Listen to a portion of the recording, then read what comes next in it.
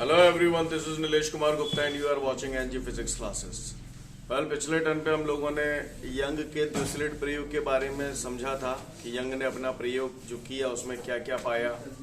फिर मैंने आपको फ्रिंज चौड़ाई को प्रभावित करने वाले कारक भी आपको बताए थे, है ना। काफ़ी सारी चीज़ें हमने यंग के प्रयोग के बारे में बात की थी। आज हम लोग यंग के प्रयोग में फ्रिंज चौड़ाई की गणना हेतु सूत्र की स्थापना करेंगे। तैयार है हम लोग? इससे पहले कि हम लोग इस सूत्र की स्थापना करें, कुछ बातें जो मैं आप लोगों को बता दूं। वैसे तो आप सब लोग ये बातें जानते हैं, मैं आपको परसों बता चुका हूं, पिछले टर्न पे ये बातें बता चुका हूं, और फिर भी एक बार फिर से बता रहा हूं, गौर से देख लीजिएगा आप लोग। आपको अगर याद होगा तो मैंने आपको बताया था व्यतिकरण दो प्रकार का होता है। एक होता है संपोषी व्यतिकरण और एक होता है विनाशी व्यतिकरण। ऐसा बताया है आप लोगों को? बोलो भैया। संपोषी व्यतिकरण जहां पर प्रकाश की तीव्रता, वहां कौन सी फ्रिंज बनेगी?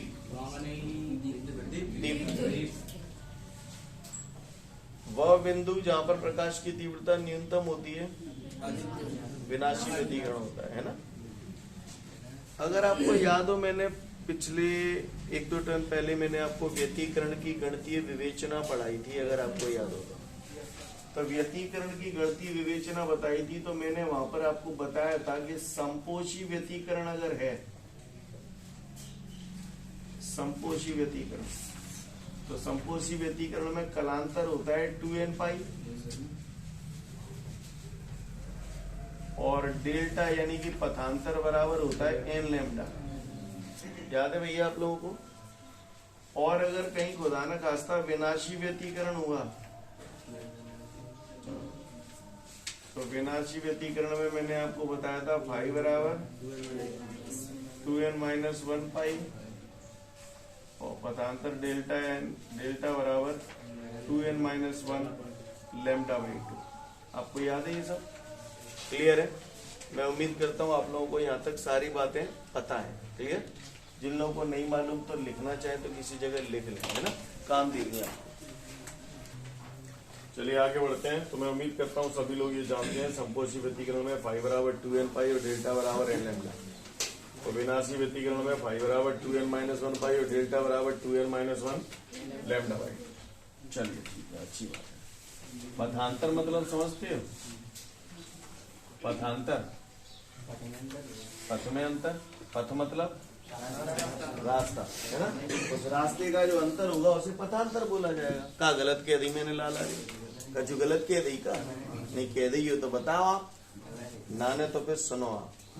कल सारी बातें आप लोगों को बता चुका हूँ, आज फटाफट लाइनें खींच दूंगा, समझ लो। लपकी का है जी? अदर यहाँ पे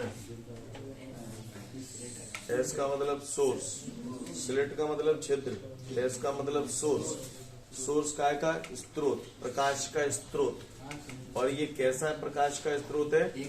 एक वर्णीय प्रकाश स्रोत है। एक वर्णीय प्रकाश स्रोत है जाको मतलब का है? एक ही रंग का प्रकाश निकलेगा। जो भाषा बोल रहा हूँ समझ में आ रही है? आ रही है।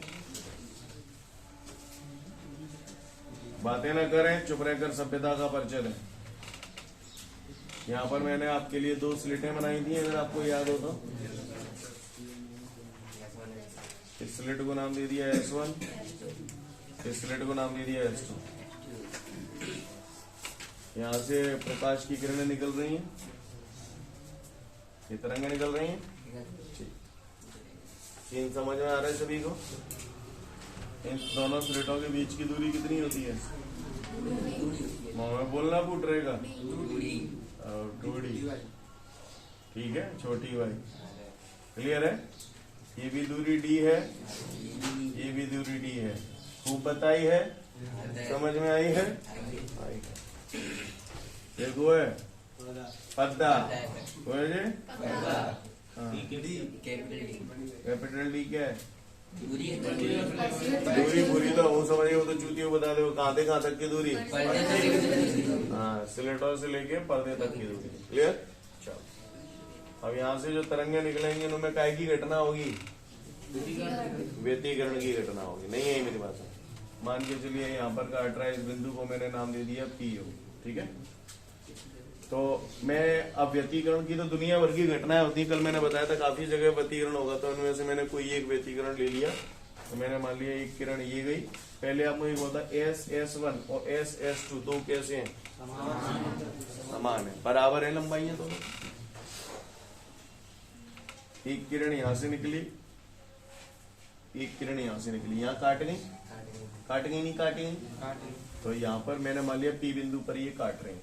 कहाँ काट रही हैं? और मैंने मान लिया यहाँ से यहाँ तक की जो दूरी है y है। समझ में आई है? ये जो मध्य बिंदु है, इस बिंदु को मैंने O नाम दे दिया और यहाँ से सिंपल इसे मिला दिया। मैंने मान लिया ये जो कोण है वो कितना है? थीटा। कितना कोण है ये? थीटा। ये मैंने मान लिया। अब आप गौर से देखिए, ये जो मैंने चित्र बनाया है, आप इस चित्र को देखिए गुर्रा के, और इसमें जो भुजा है उसको देखिए जो मैं बोल रहा हूं, S1P। देखो दिखो सेकंड। अब देखिए S2P, दिखो सेकंड। दो लंबाइयां बराबर है ना? दो लंबाइयां बराबर है। अबे का कमीनो दिखना रहा तुम्हें? हाँ बराबर है, बराबर। पागल से कमीनो कैसे बराबर है बताइए ना जरा। जो तुम्हें आंखों में डिफ्लेक्शन है क्या हैं, देखिए जरा। जो तुम्हें बराबर दिख रही है तो है बराबर है जाएंगी ये, बड़ी छोटी है? दोनों का पथ समान है, दोनों के पथों में अंतर है, यानी पथांतर है ना? को बड़ा? S2P बड़ा। किससे बड़ा? कितना बड़ा? मैं तो मालूम ना कितना बड़ा। तो मैंने क्या किया, S2P पर बिंदु S1 से एक लंब डाल दिया। क्लियर? इसको मैंने A नाम दे दिया और ये कोण मैंने मान लिया कितना है? थीटा। ये थीटा है तो ये भी थीटा होगा। क्लियर?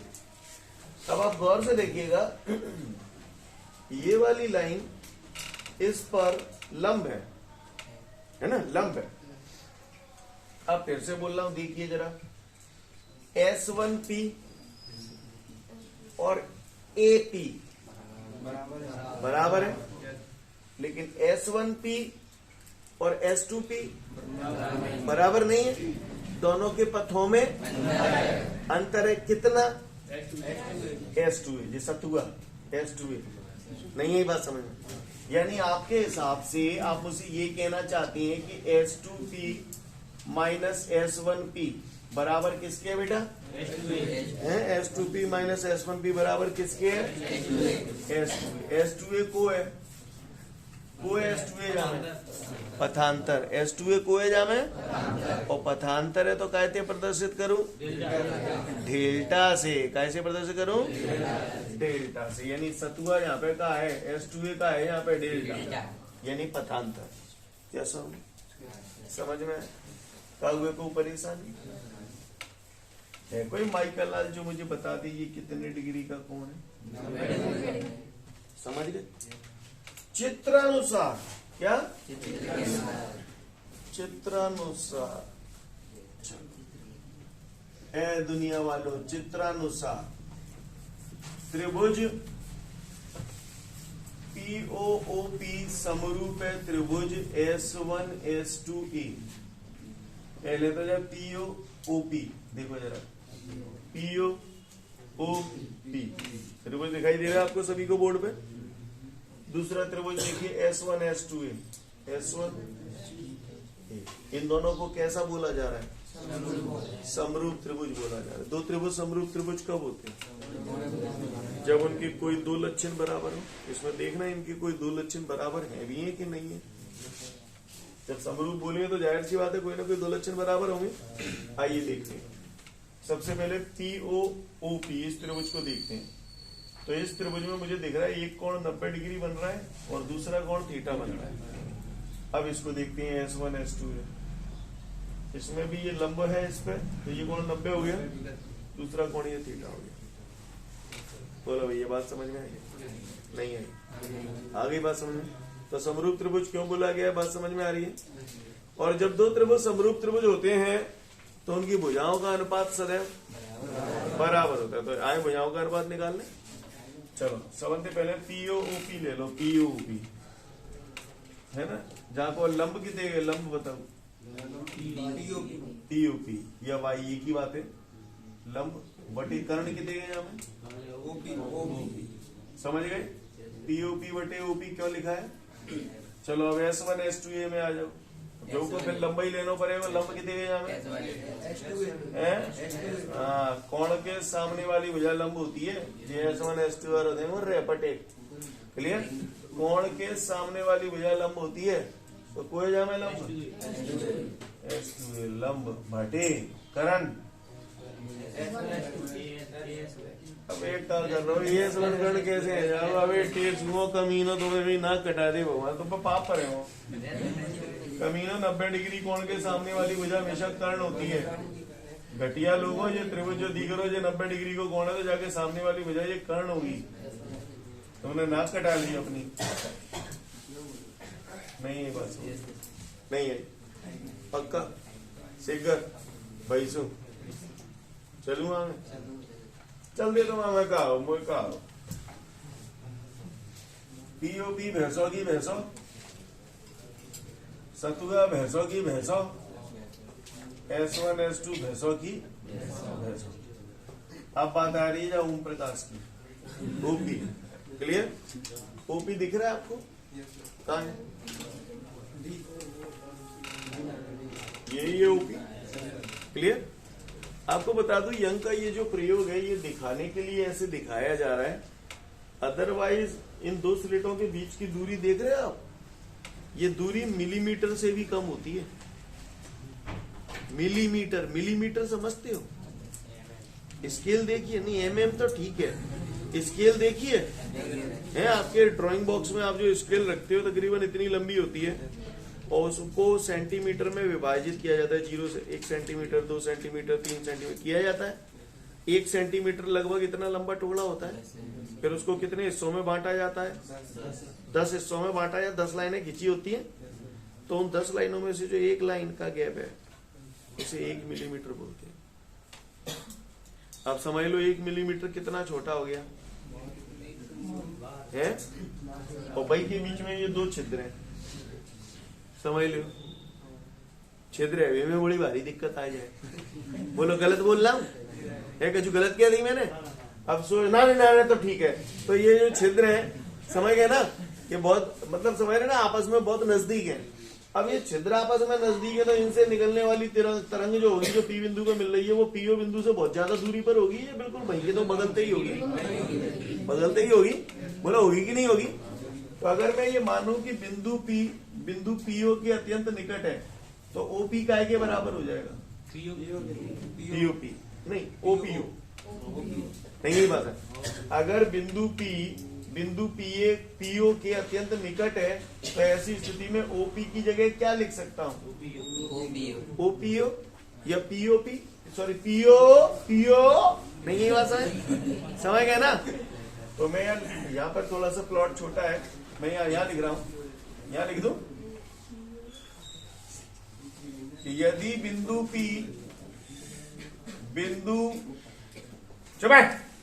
यदि बिंदु पीओ के अत्यंत निकट है, ताबा ओम प्रकाश की जगह का आ जाएगा,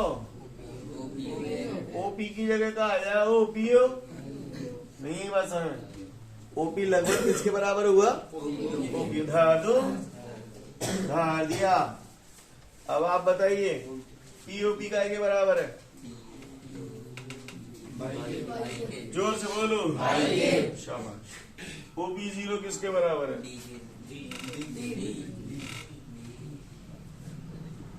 सतुआ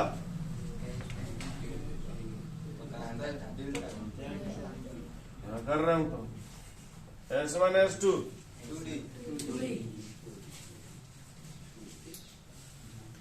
को परेशान समझ गए, y बराबर हो गया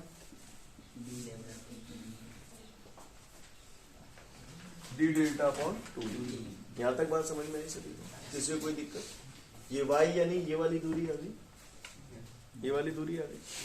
भविष्य में जो लोग कॉम्पिटिटिव एग्जाम वगैरह की तैयारी करना चाहें, इस सूत्र को याद रखना आपको काम देगा, ठीक है। खैर आगे बढ़ रहा हूं, तो यहां तक नजारा हमको क्लियर है। अच्छा एक बात बताओ, ये कौन सी घटना हो रही है? व्यतिकरण की घटना हो रही है। तो इस बिंदु पर क्या बनेगा? हाँ कोई बोला क्या? ये तो दीप्त फ्रिंज बनेगी या दीप्त फ्रिंज बने, वो मालूम है क्या कौन सी बन रही है? हमें तो ना पता बन रही कौन सी बन रही है, पर कौन को तो बन रही है। इतनी एक बात तो क्लियर है, ये तो दीप्त बनेगी या दीप्त बनेगी, सही बोल रहा, पर वो मालूम नाने की कौन सी बन रही है। अच्छा दीप्त दीप्त बनी तो कौन से नंबर की दीप्त बनी? बहुत सारी बनते हैं, पहले नंबर की दीप्त है कि दूसरे नंबर की दीप्त है कि पांचवें नंबर की दीप्त है, वो मालूम तो नाने। तो मैंने मान लिया कि इस बिंदु P पर nवें नंबर की दीप्त फ्रिंज बनती है। दीप्त भी मान सकता हूँ, अदीप्त भी मान सकता हूँ, चाहे जैसे कर सकते हो, समझ गए। तो मैंने मान लिया, माना क्या माना? माना बिंदु P पर nवी दीप्त फ्रिंज बढ़ती है। nवें नंबर की बिंदु P पर दीप्त फ्रिंज बनती है, तो y को ऐसे लिख दू, yn बराबर d/2d। अब भैया दीप्त फ्रिंज बन रही है तो संपोषी व्यतिकरण होगा। दीप्त फ्रिंज अगर बन रही है तो कैसा व्यतिकरण होगा? संपोषी। समझ में आता है? दीप्त फ्रिंज अगर बन रही है तो संपोषी व्यतिकरण होगा, और संपोषी व्यतिकरण होगा तो डेल्टा कितना होगा? n। शाबाश, नहीं बस ये nवें नंबर की दीप्त फ्रिंज हुई, तो अगली दीप्त फ्रिंज n+1 भी होगी। बोलो भैया, तो अगली दीप्त फ्रिंज यदि जाइए मैं यूं लिख देंगे yn+1 बराबर d n की जगह n+1 λ/2d। नहीं है मेरी बात समझ में? नजारा क्लियर है सभी को? किसी को कोई दिक्कत? nवें नंबर की दीप्त फ्रिंज जे रही और उसके बाद अगली दीप्त फ्रिंज जे रही, अमर फ्रिंज चौड़ाई निकालनी है, मैं क्या करूं? हाँ कल फिल्म बनाया गया था ना इसकी, समझ गए ना। तो बीटा बराबर yn+1 माइनस yn। तंतई ना पर मैंने कछु के लिए परेगा होगा, हाँ ये परेगा होगा। बीटा बराबर yn+1 जी रद्दम, तो जे हो लाला त्याओ dn+1 λ/2d माइनस, ठीक है, yn 0 डी कर रहा हूँ, समय लगता है, dn λ/2d। का हुए को परेशानी? क्या मैं कॉमन का आ रहा हूँ? जोर से बोलो, d λ/2d। ब्रैकेट में क्या बच्चे जगह को n+1 माइनस है, नन नारे बता रहे क्लियर। केवल एक बच्चे को एक पे कर रही लेनी, एक तो गुणा करते जाओ। तो बीटा बराबर क्या है? लाला d λ/2d। I hope you understand. तो ये हमारा फ्रिंज चौड़ाई का सूत्र आया जो हम लोगों ने कल पढ़ा भी था। क्लियर? डायरेक्ट बताया था ना आपको। कैसे आया? कहानी समझ में आ रही नहीं आ रही? आ रही कर पाएंगे हम लोग? हैं? छोटा सा क्वेश्चन है, 2-3 नंबर के लिए बढ़िया क्वेश्चन है, तो अच्छे से देख लें, फिर हम लोग आगे बढ़ेंगे। इसके बाद हमारे को अगला एक नोट दिया गया है। अभी जो मैंने चित्र बनाया था, हमने ये माना था, माना बिंदु P पर nवें नंबर की दीप्त फ्रिंज बनानी। अब वो ठिका तो अतनाने के मैं दीप्त फ्रिंज माने कहीं करूंगी, ठीक है ना।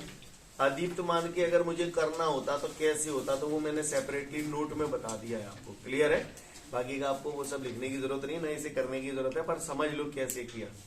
आप देखो अभियाला आपने सूत्र का निर्माण किया था, बीच में एक स्टेप आया था, मैंने बोला था ये जो है ये कॉम्पिटिटिव एग्जाम में आपको काम आएगा। y बराबर d λ/2d आता है।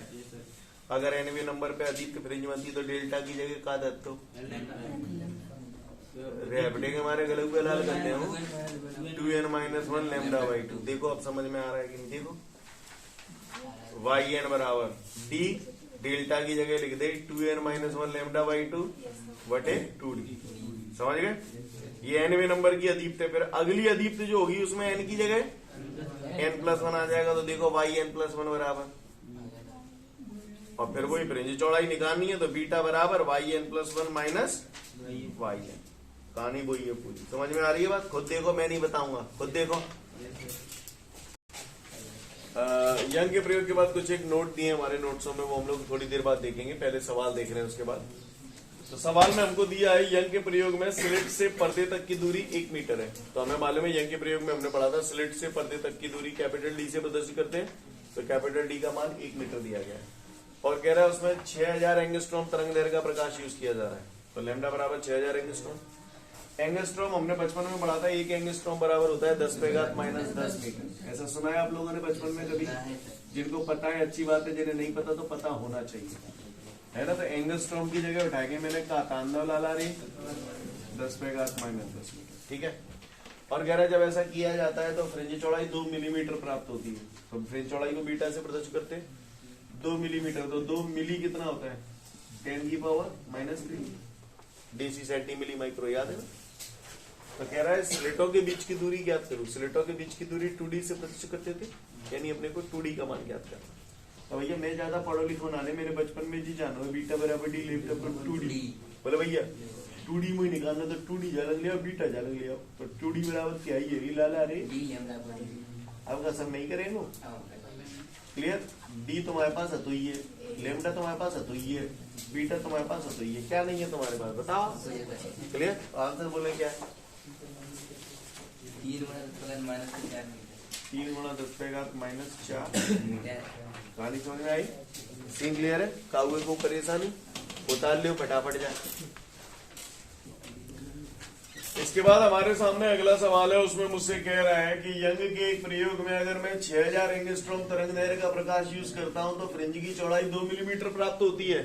कोई मजाक नहीं होता भाई साहब। और कह रहा है कि अगर 6000 एंगस्ट्रॉम की बजाय 4800 एंगस्ट्रॉम तरंग दैर्घ्य का प्रकाश यूज करूं तो फ्रिंज की चौड़ाई कितनी हो जाएगी? क्लियर, यानी 2 अलग अलग स्थितियां दे रहा है। पहली स्थिति में जो प्रकाश यूज कर रहा है कितनी तरंग दैर्घ्य का यूज कर रहा है? 6000, ये पहली स्थिति है। तो फ्रिंज की चौड़ाई 2 मिलीमीटर मिल रही है। अब अगर कह रहा है तरंग दैर्घ्य 4800 एंगस्ट्रॉम की यूज करूं तो फ्रिंज की चौड़ाई कितनी होगी? कहानी समझ में आई? नहीं आई मेरी बात समझ? तरंग लंबाई बढ़ा रहे हो या घटा रहे हो? घटा रहा है 6000 से 48 से रह गई, तरंग लंबाई घटेगी तो फ्रिंज की चौड़ाई, क्योंकि एक कमीनो पागल से जाने कहां से चले जाते हैं। बीटा बराबर डी लैम्डा अपॉन 2D कल पढ़े कि नहीं पढ़े? प्रभावित करने वाले कारक। तरंग लंबाई बढ़ जाएगी तो फ्रिंज की चौड़ाई, तरंग लंबाई घट जाएगी तो फ्रिंज की चौड़ाई। जहां में तरंग लंबाई घट रही है या बढ़ रही है तो फ्रिंज की चौड़ाई घट जाएगी, यानी मेरे जो आंसर आवेगा 2 मिलीमीटर तक कम आवेगा। आया नहीं आया? आवेगा कि नहीं आवेगा? अब जहां में 2 ही चीजों की बात है, ये बीटा की और लेमडा की। ये सूत्र मोते चीख चीख के कह रहा है बीटा समानुपाती लेमडा, बोला तो बीटा का लिख दो, लेमडा का लिख दो। और अबे मैं करो तो लानत है तुम्हारी जिंदगी पे। ठीक, बीटा 1 2 मिलीमीटर, मिलीमीटर में ही रख दो मैंने। बीटा 2 भैंसों की, लेमडा 1 एंगस्ट्रॉम, लेमडा 2 मैंने बदले जा मारे नाने, क्योंकि एंगस्ट्रॉम थे एंगस्ट्रॉम कलेसी कट जाएंगे। बदल देते तो जो 10 पे घात -10 आ जाते, जो 10 पे घात -10 आ जाते तो कट जाते, अपन पे थे कोना बचन। क्लियर? 2 0 से 2 0 हलवे है। बोलो 12 पंजे 12 चौक फाड़ा आता तो मैं 12 को। अच्छे बच्चे कमीनो 4 दूनी 8 मिलीमीटर बराबर 5 का गुना बीटा 2 से करूंगा तो 5 बीटा 2। बोलो भैया सीन क्लियर है? समझ में आ रही है बात सभी को? 5 एकम 5 एकम बोलो बच्चे 10 लगाओ 0 बढ़ाओ 5 6 का तो बीटा 2 बराबर 23 कितने का आएगा? 1.6 मिलीमीटर। उम्मीद करता हूं आप तमाम हजरात मेरी इस बात को समझ चुके ना समझ चुके? बता लो फटाफट जाए। इसके बाद हमारे सामने इससे पहले हमने अभी थोड़ी देर पहले तथ्यात्मक प्रश्न दिए थे जो छोड़े थे, अब आ जाते हैं। वो कह रहा है यंग के प्रयोग को जैसे आपने अभी प्रयोग, मैंने यंग का प्रयोग समझाया, तो उस प्रयोग में चारों तरफ माध्यम आपको क्या लगता है क्या होगा? क्या कुछ नहीं होता, वहाँ हवा ही मानते हैं। अब वो कह रहा है बाकी तुम जगह नहीं मिली, पट्टा है, पागल से है, तुम जो कह रहे हो यंग के प्रयोग को हवा के बजाय पानी में किया जाए। क्लियर? ऐसी ठंडन में पानी में होता है। क्लियर? तुम जो कह रहे हो यदि यंग के प्रयोग को हवा के बजाय पानी में किया जाए तो फ्रिंज की चौड़ाई पे क्या प्रभाव पड़ेगा? तो प्रभाव गए तेल लेने, अपन ने ज्यादा समझ में आवत ना है, अपने तो मुंह में पीर होती है। ठीक है? पर हमें जो मालूम है यार कि हमको किसी जमाने में ये सिखा दिया गया था कि फ्रिंज की चौड़ाई का सूत्र बेटा जब भी आ जाए तो ये लगा देना, ऐसा सिखा दिया था हमको। और फिर जब हमको चैप्टर नंबर 9 पढ़ाया गया था तो वहां पे हमको ये बात भी सिखाई गई थी। सुना था हमने ऐसा कभी किसी से? सुना का ना सुनो? हवा ते पानी में ले जा रहे हो, हवा को अपवर्तनांक, पानी को अपवर्तनांक 1.33, तो हवा ते पानी में ले जा रहे हो तो अपवर्तनांक का आएगा? अपवर्तनांक बढ़ जाएगा तो तरंग लंबाई, क्योंकि विद्यमानुपाती है, और तरंग लंबाई घट जाएगी तो फ्रिंज की चौड़ाई नहीं। यही बात समझ, यानी यंग के प्रयोग को अगर आप हवा के बजाय पानी में करोगे तो पानी में ले जाने से तरंग लंबाई घट जाएगी, और तरंग लंबाई घट जाएगी तो फ्रिंज की चौड़ाई घट जाएगी। हमारे गाल लाले पागल से छोटे। क्लियर? हवा के बजाय पानी में ले गए तो इसके बढ़ जाने से तरंग लंबाई कम हो जाती है, और तरंग लंबाई कम हो जाएगी तो फ्रिंज की चौड़ाई कम हो जाएगी, क्योंकि दोनों एक दूसरे के समानुपाती हैं। पढ़ लो है वो। ठीक है, तो फिर आज के लिए पर्याप्त है, कल फिर मिलते हैं। Thank you everyone, have a great day to all of you guys. जय।